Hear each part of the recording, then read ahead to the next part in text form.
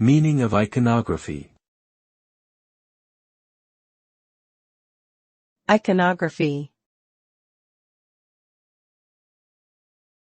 Iconography. Iconography. Iconography.